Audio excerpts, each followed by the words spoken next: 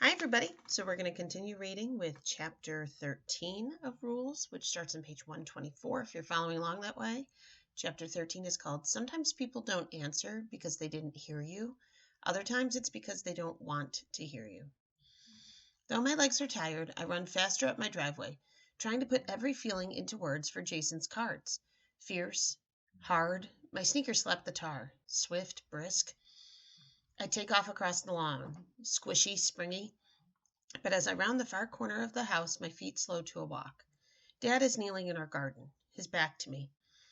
Watching him, I think of Christy at her dad's for the weekend and Melissa in California with hers. Part of me wants to run up and hug Dad from behind or cover his eyes with my hands like I did when I was little. Guess who, I'd say. And he'd guess everyone but me, even though we both know he's pretending because he'd give impossible answers like Queen Elizabeth or Little Bo Peep. Before I can decide what to do, Dad spots me. Look, Kath. He twists a ripe tomato from the vine and holds it out to me. Isn't this beautiful? I'm not sure how many people have ripe tomatoes yet. I walk over and take it from him. I bet we're the first. Dad's always proud we have tomatoes before everyone else. That's because he starts the seeds in pots on the kitchen windowsill while the snow's still deep on the ground. I study the tomato closely, drawing it in my mind. It's so smooth, I'd need dense color. Layered until not even a flicker of white paper showed through. Alone, each of my colored pencils would be too bright, but blended, I could make it look real. People usually think tomatoes are red, I say, but they're more red-orange with yellow-orange streaks, and there's even the smallest hint of purple here in the creases. Purple? He looks over, his forehead lined with concern. Is it mold? It feels stupid to be jealous of a tomato, but sometimes I think Dad likes them more than he likes David and me. No, it's just a shadow. Oh, good. He turns a frilly leaf to check the underside. Standing above him, I'm startled to see more gray hair than brown on the top of Dad's head. When did that happen? Have you heard from Melissa lately? He asks. I got a postcard last week. Her father took her to Disneyland. I roll my tomato between my hands, the prickly stem poking into my palm. Maybe you and I could do something special too, just us. He sighs, like it's the millionth thing I've asked him for today instead of the first. You know we can't afford something like that. I don't mean Disneyland, just something, me and you.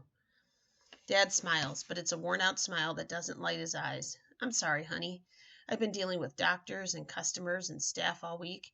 I really need to stay home today and be quiet a while. Watching him pick another tomato, I mouth words at the back of his head. But what about me? Maybe we could cook spaghetti tonight? He places his tomatoes with his others in the basket. These would make a great sauce.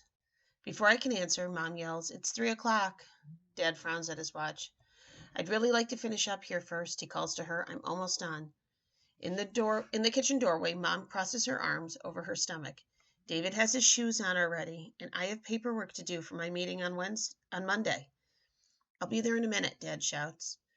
The sound of Mom slamming the kitchen door makes me cringe.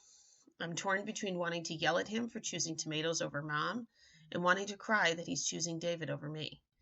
Maybe we could go to the mall? You heard Mom. I have to take David to the video store. Do you want to come with us? No, thanks. Maybe we could do something afterward? Someday soon, he says. I promise. I drop my tomato in his basket with the others. I know he's just promising to stop me from asking again. Walking away, I turn once to check if Dad's watching me go. Look for me. Staring at the back of his head, I imagine him turning left and right, searching. He picks another tomato. And we're going to stop there.